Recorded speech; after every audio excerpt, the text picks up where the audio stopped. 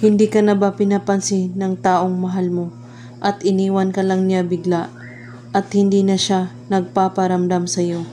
Gawin mo ang spell na ito para babalik siya sa iyo agad-agad ang taong mahal mo na nang iwan sa iyo.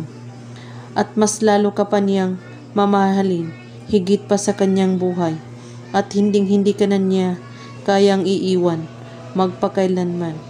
Ang mga kailangan sa ritual na ito: asin, papel, suka at maliit na buti. Isulat mo sa papel ang pangalan at apelyido niya ng 7 beses at pagkatapos i-roll mo ang papel hanggat ito ay maliit at ilagay mo ito sa maliit na buti at lagyan mo ito ng kaunting asin at lagyan mo rin ito ng suka. Hawakan mo ang buti at ipikit mo ang 2 mong mata at sabihin mo, sa pamamagitan nito, babalik sa akin ang taong mahal ko. 5 times mo ito ulit-ulitin sa pagbanggit.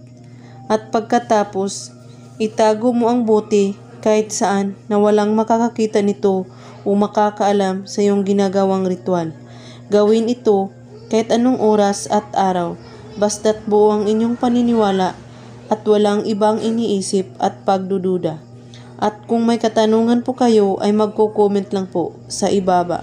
Maraming salamat sa panonood. May God bless us all.